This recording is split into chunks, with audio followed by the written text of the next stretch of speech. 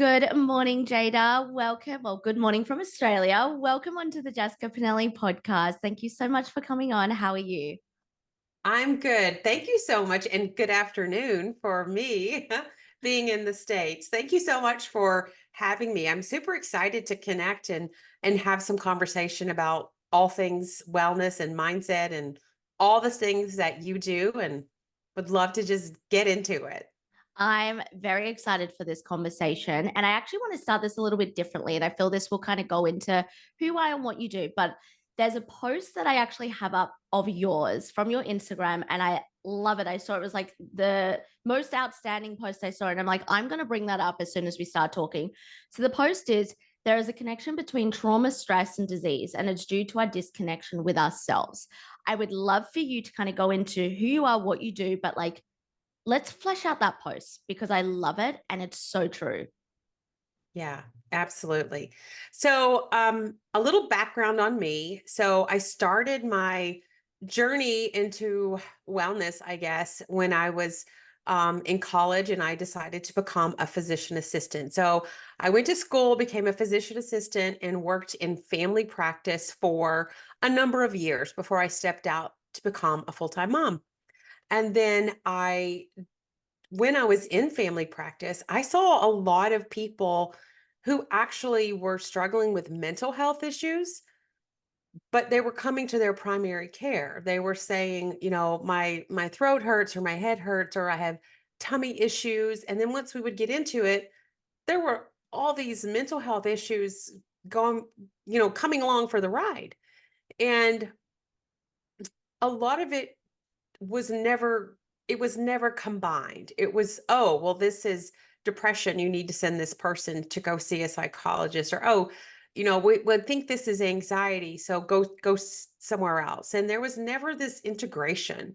And I thought, wow, I feel like we're doing such a disservice. But again, I was young and I just kept my head down and did what I was supposed to do, which was separate them and treat the person who came in for, the physical symptom and treat it as such and not really talk about anything else. So fast forward 15, 20 years, I've now been a stay-at-home mom, homeschooled my kids, and decided to step back into career mode. But this time I thought, you know what? I'm going to circle through and get my master's as a therapist because Mm. I think that there's more to mental and physical health and wellness as a connector rather than separate. So I got my master's as a therapist and started working exclusively in psychiatry. So I retook the boards for my PA, and I have spent the last decade working specifically in psychiatry. But because I'm a therapist and I have the medical training as a PA, I actually started moving into more holistic psychiatry. So now in my private practice, I do holistic psychiatry. But at the same time, when COVID happened, I saw the whole world just fall apart. And there was this massive need for people to get resources and tools. And we were so isolated. And that's where Solvia Soul came along. And so I created this online wellness company. And I kind of bring all my tools as a holistic psychiatrist in my years as a family practice provider, and I roll it into holistic wellness, understanding that there are certain organic things in the body that will manifest not only as physical Mm. symptoms, but also mental and vice versa. We can have depression and anxiety that will manifest in physical ways in our body.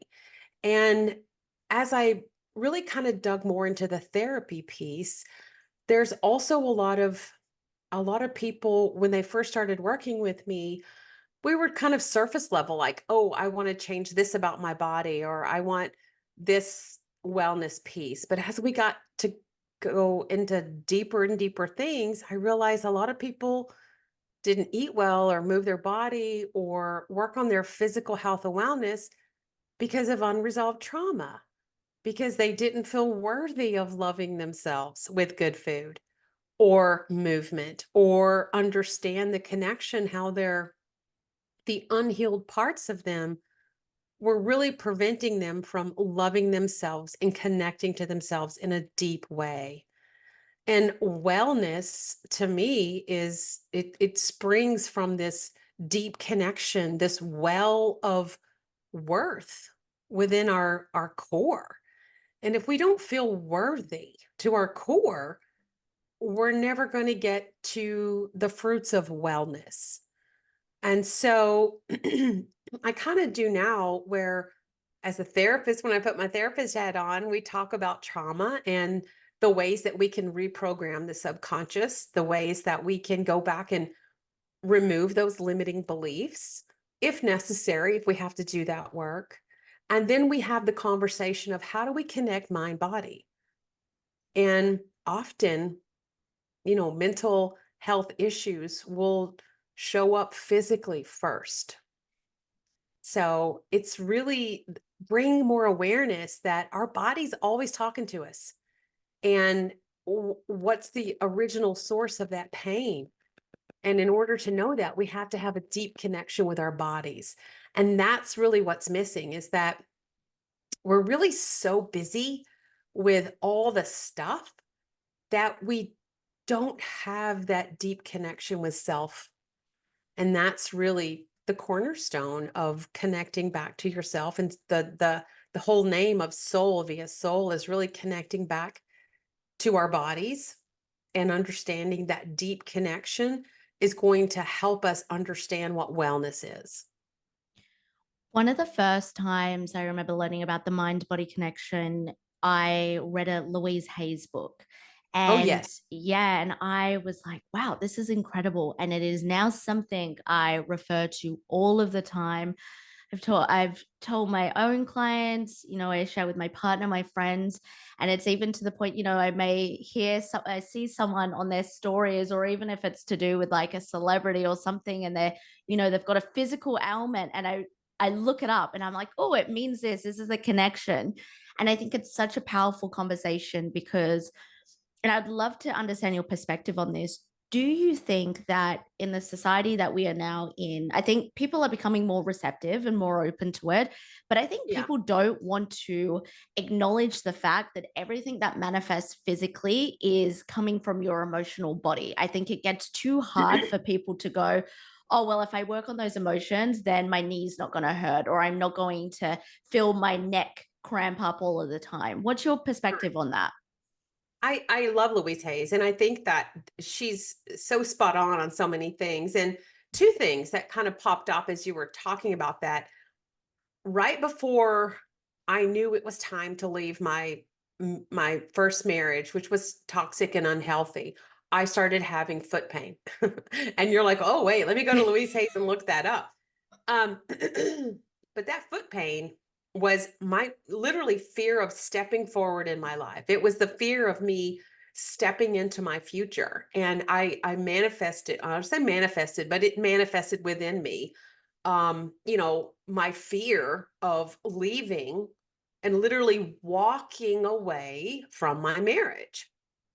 And it absolutely caused physical symptoms. And the core of it was my fear. I was terrified of leaving, even though it was unhealthy. It was familiar and it was safe. And at the time, I didn't even have a job, and I had 4 children. I knew I had to walk away, and I was terrified. And it showed up in my body. So yeah, 100%. I am with you on that. And the other thing is that I think in part because there's sometimes what happens when we talk about this mind body connection, and that people, I think, resist going into it, is because they feel they're responsible. And sometimes that feels burdensome to say, wait, like I'm doing this to myself, and that feels really heavy. And and and and for a lot of people, like that can feel very shaming. And so that's a real tricky part, is to take ownership of it, but not feel that you you caused it. Like some people say, like, you really think I want to be in this pain? Like, why would I do that? Mm. And so there comes this resistance because it really cuts close to having to look inside and go in really deep. And when we go in really deep, it sometimes hurts. And so it's natural for us to resist Mm. discomfort. It's just the brain is hardwired to keep us safe. And if we go into those dark crevices and we start peeling back the layers and there's some stuff we don't like and it's hurtful or it's hard, we we pull back. It's just natural to recoil when we literally have to lean into the hard in order to heal. What would you say are the first steps to taking that self responsibility? Because I completely agree. I think this, and even for the listeners, if they're hearing this, they're like, okay, I've had this physical symptom or this is showing up, but what do you mean that I created this? Why would I want this? Why would I want my body to not be healthy?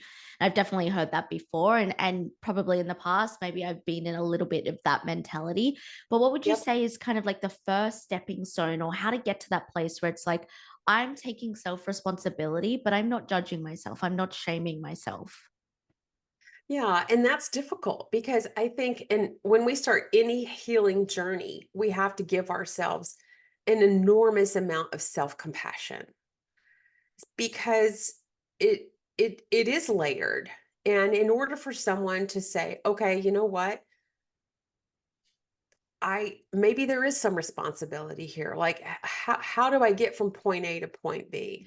I think the biggest question is to really kind of ask yourself, what do you want your life to look like?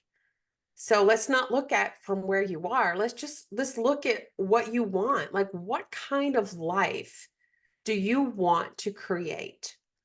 And part of what I say in my podcast and like when I work with people one on one is, we want to create a life we love and one that loves us back. And that sometimes means we've got to be willing to look at the shadow parts of ourselves, the parts of us that are hard to look at. But the biggest question is, are you currently living your best life?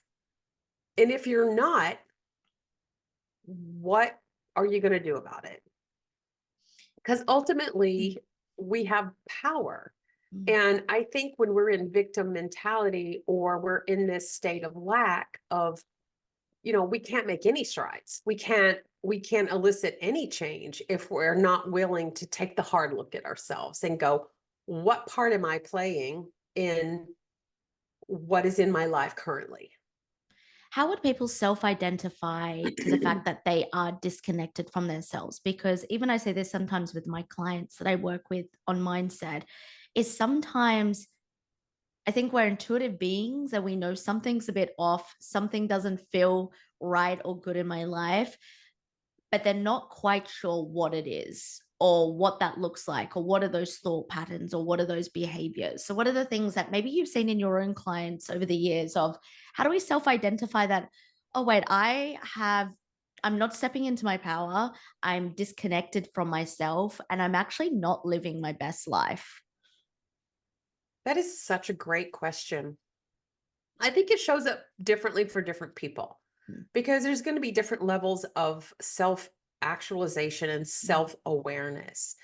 So, for some person, it might be that they're constantly distracted, like if they have difficulty, looking someone in the eye or holding a conversation. They're constantly multitasking, like they don't know mm. how to just be present.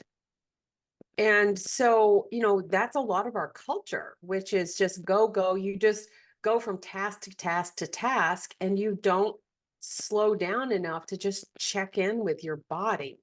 And so there that disconnect is often with our body. And, you know, not being able to sit still is another sign that you're disconnected. Like if you're popping up like a piece of popcorn every 5 minutes, or you go to sit down to relax, and then you're on your phone, Mm. or you're looking for some other means of distraction, then you're disconnected. So if we're always looking for distractions, then that means to me we're disconnected. And I was just in the middle of writing something about. I used to ask I grew up in the South, and I grew up without technology. I didn't have social media. I spent my summers watching turtles sun on a log, catching frogs, walking in a creek, watching a spider spin its web.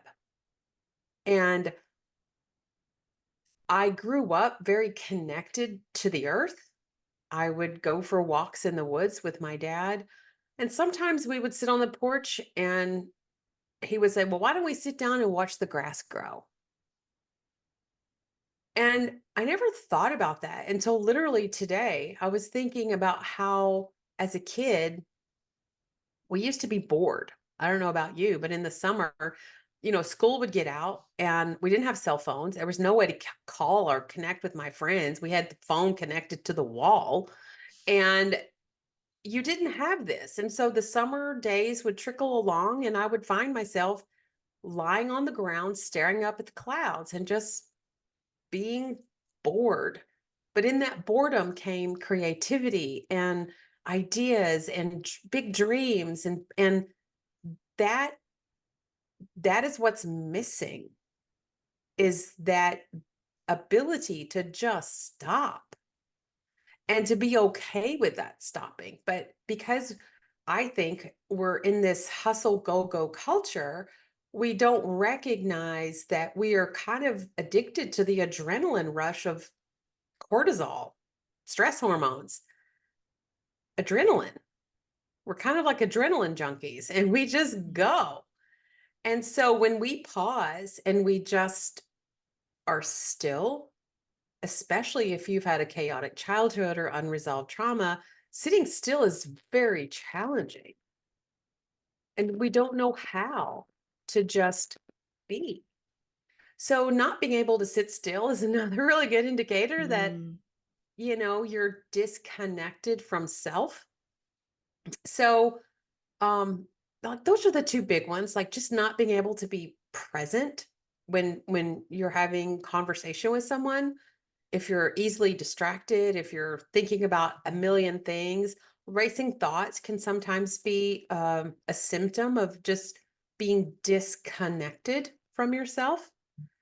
So those are just kind of three, like just off the top of my head, that make me think that someone might struggle to have that deep connection with self. And I guess if I had to throw another one in there, it would be the lack of body awareness. Like you just don't have a sense of the energy and the space that you take up. Like you just don't have any sense of your own personal space. And people are, I call them like energy vampires, but you walk into a room and you just don't own your own essence. You just don't allow yourself to take up the space that you actually have and deserve.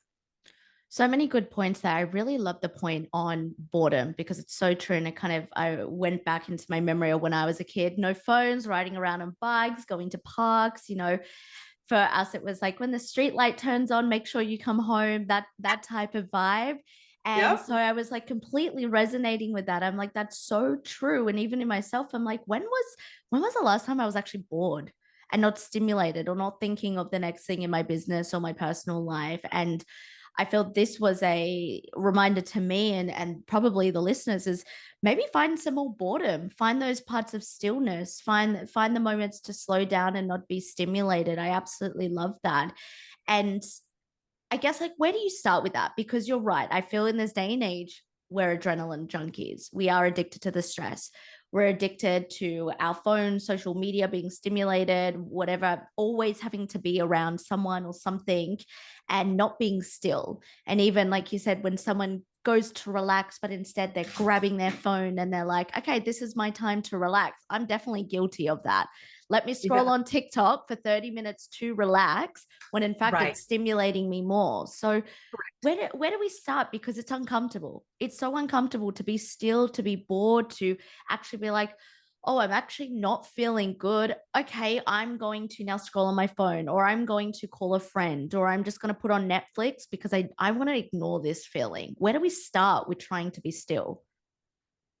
Such a great question again. And I think that it has to be an intentional decision because I'll have women who will come work with me and they're like, okay, I want this and I want this. And I'm like, okay, so how much time are you willing to devote Mhm.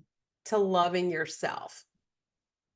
Well, and then, I'm like, no, no, no, no, no. Like this has to be an intentional choice because, the phrase, if you don't, I'm going to mess it up, but if you don't decide, like someone decides for you, like if you don't take ownership of how your day rolls out, it will roll out and just steamroll you and hit you in the face. So for me, it has to be intentional. So I start every day in stillness because I know that if I don't do that, I don't first connect with me, I'm off. I'm off. And the second thing I do is move my body every day. So it's kind of the yin and yang. I create the stillness Mm, and then I do the big movement. And when my kids were little, I loved this analogy with in breath and out breath. And because the breath is our connector to our physical bodies, it's the spirit, I guess, in the body mind spirit part, um, is that we naturally as humans need breathing in moments and breathing out moments, just like the seasons, just like the day. We need that change of the quiet and then the big and then the quiet. And it's just like a breathing. The in breath is different than the out breath.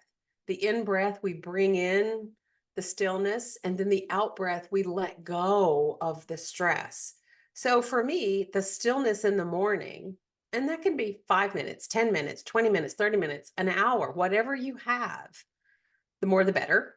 And creating that moment to just sit. And for some people, I've even had them do like 1 minute, 1 minute. And they're like, oh my gosh, like that was hard. And I'm like, great, but you did it. yeah. Yay. So we're going to do that. And then we're going to do a minute and a half. They're like, okay. So part of it is just don't eat the elephant in one bite. Like Mm, take a small bite, set a goal, be intentional. And I like the in and the out breath. So do the mm, quiet to connect with your body and then go do the exhale, do the out breath, which is to release those emotions. Both will connect you to yourself, mm, the stillness and the movement. And so I combine them because I have found for me that that creates a sense of calm and connection with me. So, some people get squirrely about sitting still. So, one of the ways I kind of like hijack that is say, okay, fine.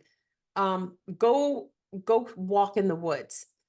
Go into nature because nature is going to have an energetic resonance. It's going to have a peace and a calm that will just seep into you. And you can do a walking meditation. mm, You can just go be with the trees. And so mm, it's just really and you have to be intentional about making yourself a priority, number one, and then finding the way that you feel that connection. And sometimes we have to use a bridge, like a timer or a guided meditation or nature or something that allows the stillness. And you think about what we did as kids sometimes, like coloring and mm, drawing and playing with clay and all of those things that we do with our hands also create stillness in our mind. So there's other bridges that you can use to help create that stillness that helps you connect to yourself? I love the clay point. About a year and a half ago, I got a clay set, and this is a reminder to myself to start that again because I would do it every Sunday. I'm no good. I just make things and I'm like, this would look good. But it was the most cathartic thing for me. Every Sunday, I would turn my phone off, I would light some incense, and I would just not be in any distractions, and I would just make for a couple of hours. And it felt so good. And Mhm.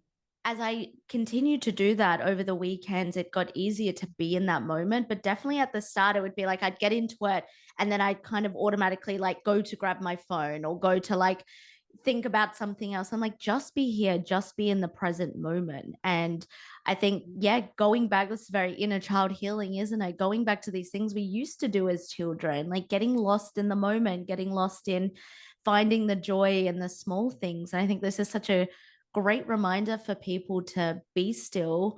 And I really like what you said is finding that stillness as soon as you wake up. I'm exactly the same. I wake up, I do a meditation the moment that I start to get into consciousness. I don't go on my phone for, I try to stretch it to 1 to 2 hours in the morning. Sometimes I can't, but I try to do that. And it's definitely in comparison to, I've had moments where I've woken up and scrolled straight on my phone. And then I wonder why I feel so shit for the rest of the day. I wonder Yeah. why I feel so disconnected from myself, or I'm a little bit aggro to my partner, or I can't get present when I sit down to work. And what would you say to everyone that's like, okay, but I'm so busy? I hear this a lot. And maybe you've heard this with your clients too. Like, I'm so busy. I don't have time to sit in stillness, or I set my alarm, 10 minutes before I have to get ready for work, or I get home from work and then I just kind of sit, I eat dinner, and I hear this a lot. I need to numb out because I've had a big day at work or in the business. What do you say to those people that are in that frame of mind and are probably struggling to take a bit of self responsibility for their lifestyle choices? So the thing that immediately comes to my mind is when I had delivered my fourth child and I had 4 kids in 6 years. So let that sink in for a hot second. That's a lot of little babies. And I I was struggling. I was struggling and I had zero time for myself. I was a stay-at-home mom and I I didn't know whether I was coming or going. I wasn't sleeping. I mean there were so many reasons why I was struggling, right? And I talked to my provider and I said, I'm really struggling. And she said, Jada, are you running? Because she knew I was a runner. And I said, did you hear what I said? I just delivered my fourth baby. When do you think I have time to run? And she was like, okay, I hear that. But something has to give, right? You're here because something in your life is not working. So what are you going to do about it? And I said, you know what? And I was really kind of upset that I didn't feel like she was hearing me. I was Mm. like, do you hear me? I don't have time. And so it was, she said to me, okay, because I was nursing at the time. And she said, well, what time does your baby get up to nurse? I'm like, well, usually around 4:35. And she said, okay, uh, is your husband at home? You know, at that time? Does he have to go anywhere anytime soon? I'm like, No. And she said, okay, so when you nurse the baby, could you walk out the door and go for a run? And I was like, yes. Mm. And so all of a sudden I had my window. Now, I didn't really know about meditation at that time. And I didn't practice meditation at that time, but running for me was meditative. And it was a moving meditation for me. It was the only time my mind stopped and I wasn't hearing mom, mom, or wah, it was constant noise. And it was the only time that it was still. Everyone was asleep. The sun wasn't up. I would nurse and then I would put my baby back down. I would tap my then husband on the shoulder and say, "You got it. I'm going out the door." And those started to become the times in my life that I started to regain my strength, my power, my connection to myself. In those 30 and 45 minutes between 4:30 and 5:30 a.m. on the streets alone, running in the darkness is where I found myself. And that's when I started to change. That's when I started to I would come back from that run and I would feel so grounded, so refreshed, so fed, on a soul level that I was ready to pick up the reins and just tackle the day. And so it's hard for me sometimes to hear someone say, "Well, I don't have time," because I think back to the time I had delivered my fourth baby and I was nursing, and I created that pocket of time to go nourish me. And it was so transformative that that became something that I've never given up. And I do. My feet hit the ground. I have my quiet time and I get out and I run, I walk, I bike, I do something outside every morning, except in Chicago when it's snowing blizzards and I can't, and then I get on my treadmill. But um it changed my life. Investing just a little bit of time in me Mm, changed my life. And it not only changed my life, it changed the life of my children because I was a better mom. mm, I showed up with more love to give. I wasn't hostile or irritable or cranky or upset that they had needs that I needed to fulfill as their mother.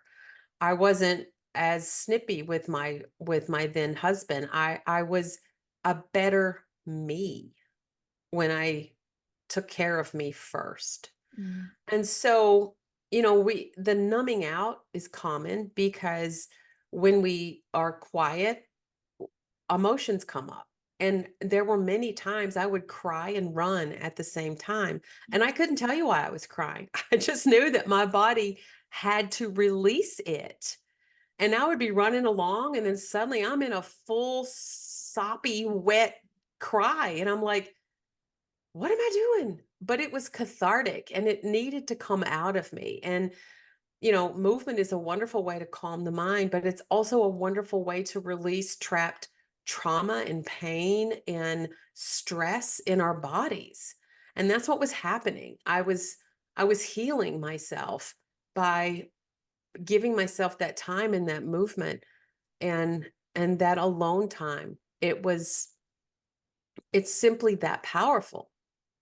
So again, we go back to the question of you can, yes, you can choose to numb out and be distracted by 100,000 things, but that's never going to lead you to the life you want to create. It's always going to be a distraction, and everything you want is going to be beyond arm's reach because you got to break through the feeling of those uncomfortable things when you choose to just be with yourself. And that's okay. That's where healing starts. Do you think I had an interesting conversation with one of my clients the other week about being ready to change. Do you think that people may use this excuse of, I'm just not there yet, I'm just not ready? Or is it more we need to take, it comes back to the responsibility piece of like, my life isn't where I want it to be. My relationships aren't, maybe my money, my business, my career, my health isn't where I want it to be. So what am I doing to change? Or is there really a moment where we kind of get to and it's like, okay, I know this is going to be uncomfortable, but I think now's the time. I'm ready. I kind of feel like we have to get ready Yeah. because there have been times in my life where I was in a toxic relationship and I knew it for several years. Mm, Once I had the awareness that it was unhealthy, I was aware. And this is where especially you women who are in abusive Mm, relationships, and people look from the outside and go, "Why didn't you just go?" Well, that's an easy thing to say to someone who isn't, like they say, you unless you walk in someone's moccasins, you don't know what their mm, life is like. And it took me many years to finally get to the point of going, I'm done. And it took me learning and developing and cultivating my own strength. It took a brokenness that I realized that was irreparable, and it sort of forced me onto the cliffside of saying, well, ready or not, like, I have to jump because I have reached this point in my life that staying where I'm at, regardless of where you are in your life, whatever you look around and go, I don't like where I'm at, whatever that is, whatever that looks like for you. If you're ready for that change, you have to be willing to let go of the familiar, and you got to just jump. And mm, so it's both. It's having this understanding that I'm going to have to do some things that I'm going to feel maybe terrified to do and scary, and I am afraid, and that's one of the reasons there's resistance. mm, And I think we have to get to that point of realizing that nothing is going to change unless you make a change. And so I do think we have to get to that point of being readying ourselves, and that can mm, take a while. But at some point, then you just have to leap and you have to say, I know what this road looks like, mm. and I choose this one. Do you think not being ready or getting yourself to that point is because have lived up to the point where we want to be ready with so little self trust? Yes. And to speak to that specifically, that self-trust is, especially if we've been hurt, especially if we've been in relationships that are toxic and unhealthy, we lose trust in our ability to make a good decision. Mm, And so sometimes that's not being able to trust. But that's where, ironically, when you are able to develop your own intuition, when you are able to really listen to the sound of your body and your gut, you're going to reestablish those wires so that you can trust yourself again. And that's ironic because we don't feel ready because we're disconnected. mm, But as soon as we turn the circuits back on, as soon as we make reconnection with our heart center and with our intuition and with our gut and with our soul, we make better decisions. And then we are more apt to be able to trust ourselves because we've developed and cultivated and learned what it is to hold ourselves with care. And mm, when we learn to hold ourselves with care, then we are able to trust that we're making good decisions for our life. mm. Someone's listening to this, and I know sometimes what can happen is we can listen to powerful conversations like this, or we can watch a very thought provoking TikTok or see a post and get a dopamine hit. And it almost feels like this dopamine hit is like, all right, I'm feeling something inside of me. This is good. I'm going to change. And then you finish the podcast or reading the thing, and then you go about your life. So for the Mhm. people listening and they're like that, they're like, wow, yep, okay, I'm ready. Something's got to change. Something's got to give in my life. I'm sick of doing the same shit every single year. Yep. What are some very tangible, actionable things? I know you've given a few, but like after this podcast episode, to go, all right, go take the action on that. This is where you can take the first step, the first leap. What I would say is get out a pen and paper Mm, or a pencil that has an eraser if that feels more mm, safer.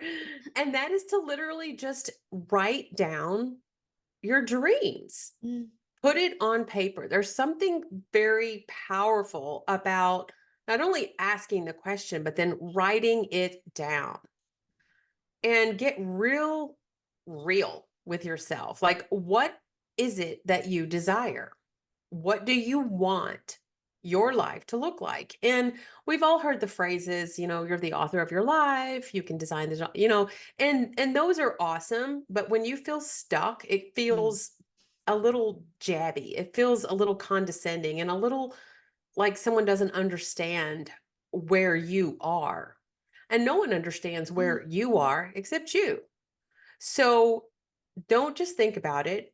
Get a notebook, get a journal, get, you know, um, a piece of paper. Just start with and write down, what are your dreams? What are you afraid of? What would your life look like if you could design it right now on paper? What would that look like? Just start the conversation with yourself of, what is it that I want out of life? And just allow yourself to write it down. And then from there, think about one maybe tiny little thing you could change that day or that week or that month that would move you toward what you just wrote down. mm. What's going to move you toward that goal? I love that because it's something that I think seems so small, and it's like, yeah, that's an obvious thing. And I say this to my clients, the obvious things are normally the hardest things to take action on and actually start to, you know action that. And one saying that I've always said, actually I started it on my podcast, was, take messy inspired action every single day. And Hmm. sometimes that looks so small, and then other days you have this burst of energy and it's like you've taken all these leaps and bounds. But I think what I've seen, and maybe you would agree, is sometimes when we change our life, I feel we get into the mindset that we have to take leaps and bounds every day, and that's it. And I'm like, no, if it's this small, if it's so a centimeter small, that's Right. better than not taking anything.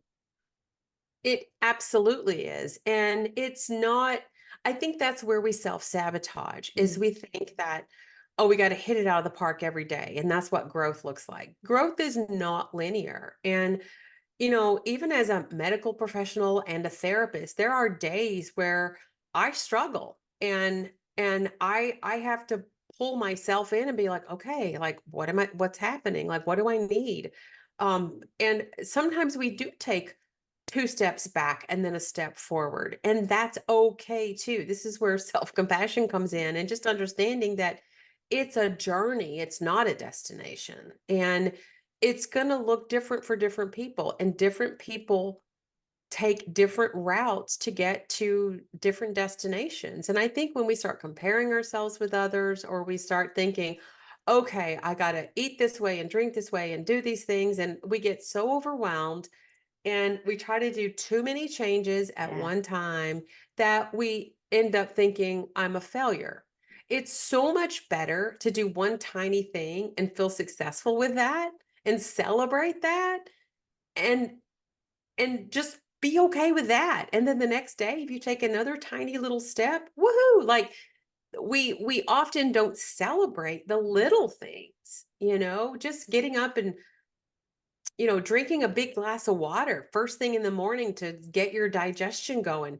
That's a huge, tiny micro shift that can have an enormous impact on your physical health and your gut health. And guess what? When you change your gut health, you change your mental health. Like it all matters. Tiny Yeah. steps, baby steps, micro steps, it all matters. Yeah, I love that. It definitely all matters, all of the steps. And I just want to highlight what you said about don't try change a million things at once, because I think that can be super overwhelming, and it can be something that is kind of, it could set us up for failure because there's too much. And the brain is Yeah. like, I can't do this. Would you agree? Absolutely. And that's where we self-sabotage is we get so excited, and that's kind of like why New Year's resolutions tend to fail, is because we're like, okay, that's it. That is it. This year, this is my year. I'm going to do A, B, C, D, and we just give ourselves this laundry list of things we're going to like change. And Mm, then 2 weeks in, we're like, yeah, no, because it's too much. mm, And pick one thing, pick one tiny little shift, which is why we're talking off screen about I just started a Patreon today. And the reason I did that is because it's always been my desire to give people bite size, actionable steps that they could employ right there in the moment, like just today or just this week. Just do this one thing. And then guess what? Next week, we're going to do another tiny little thing. And it's keeping it bite size that allows you to eat the whole elephant. It's taking a tiny little bite and celebrating and recognizing I just did this one change and it's Mm. moved me toward the direction of the life I want to create. Yeah, the celebration piece, that's definitely something, one of my promises to myself this year is to celebrate myself more and celebrate not just the big things that are happening, but all of the small wins. And I think it can be a bit challenging because sometimes it's like, okay, what's the next goalpost? Where am I Yep. moving towards? What am I Yeah. doing next? Yeah, that was cool. But so Yeah. I definitely resonated with that. For me this year, I'm like, everything, celebrate, like sink in it, allow yourself to anchor in that small or big win.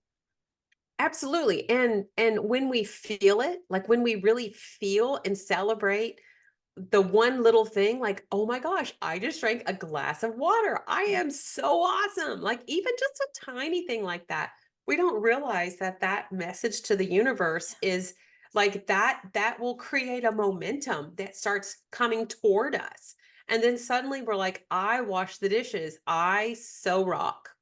Or I drank 3 glasses of tea today, and I keep thinking about what we're drinking, but, whatever it is, I walked for 10 minutes Mm, today, and that felt really awesome. Yay! Like, mm, let's celebrate it all instead of, "I can do better. I can do more.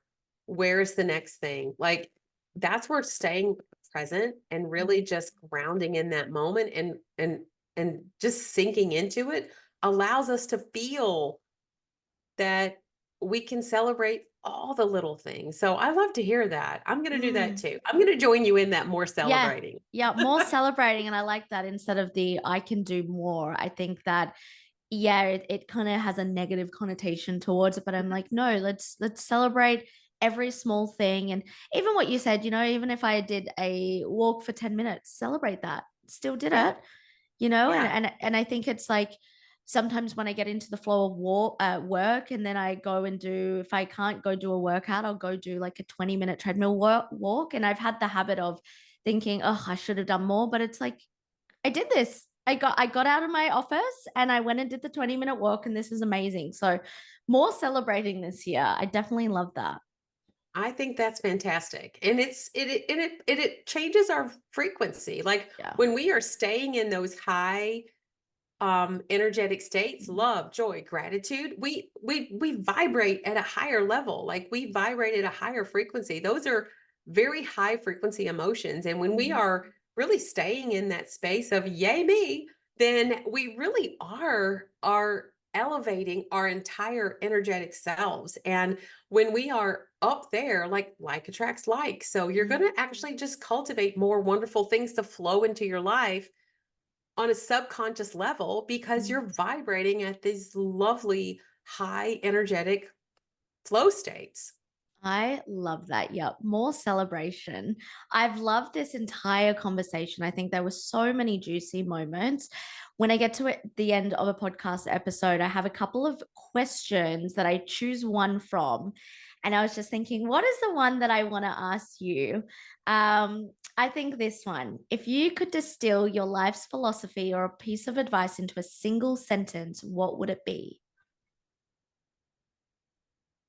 I'm going to steal a quote Mm-hmm. from one of my favorite authors that I was introduced to in college. And it is a quote by Blaise Pascal. Mm-hmm. And it is the heart has a reason of which the mind knows nothing. Mm-hmm. And I think that as we really get more sophisticated with technology and this invasion of um, everything at our fingertips, we are losing what it is to connect to our heart and to our heart space and to live life through a soulful connected way. It's ironic that we're more connected in some ways, but it's creating a disconnection Mm, in others. And so I think that we need to lean a little bit more into our knowing part of us, the knowing part, our intuition, our heart space, and try to calm all of the mental clutter that can, I think, sometimes take us off track. And we know a lot in this day and age. We can ask Chat GPT mm, anything, and it can just spit out everything we want to know. Like we know things, but what we don't know, I think, is the depth of our soul. mm, And that's not anything that anyone can do for us. And it's not a piece of information that can be sought after.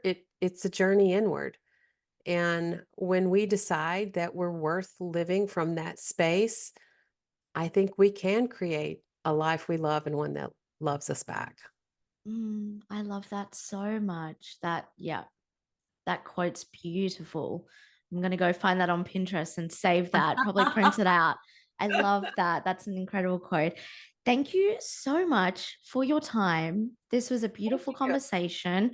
Where Absolutely. can people find you? How can they work with you? What have you got going on? You did mention quickly about your Patreon, but share all about it.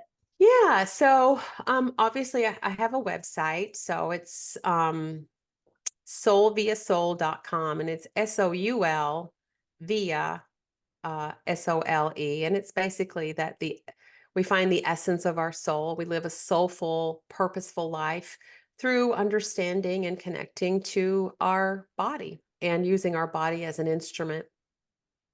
So soulviasoul.com. Much to my kids' dismay, I have a TikTok. They're like, Mom, do not do that. Do not. Which, of course, I did.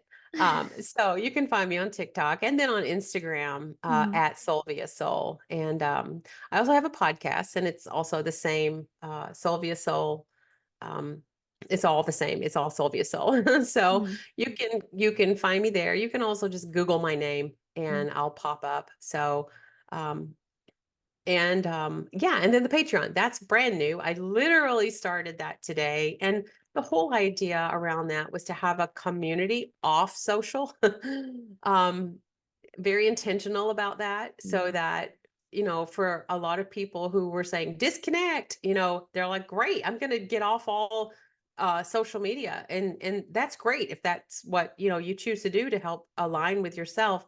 So I intentionally created Patreon because it's you don't have to be on a social platform to use it. You can dip in and choose a low level membership to just get nuggets, or you can, work more closely with a higher level membership. And when I'm talking low level, I'm talking $5 and like under 40. And so the idea is to keep it affordable. It's always been my passion to share the knowledge that I've gained over the years of working in holistic psychiatry and mind body medicine, that these are tools that people can just use and take and move the dial in their life. So the Patreon is, again, it's brand new. I really am just figuring that out. But the idea to create a space, a community where we can have discussions and have, deep dives into things that people want to talk about and things that matter most. So you can find me on all those places. And I have a newsletter too. So a weekly newsletter. And I would also encourage people to do, because that's where you're going to get a little piece of information every week from me. And, again, that could be that little bite-sized nugget that you're like, oh, that was inspiring. I'm going to go do that one thing. So I have lots of options, lots of ways. incredible. And it will all be in the show notes below as well for everything. But thank you so much, Jada. This was an incredible conversation. I appreciate your time and everything you shared, or your expertise. I think that everyone's going to benefit from this episode so much. Well, thank you so very much for having me on. And it was a pleasure and a delight to get to chat with you. Thank you.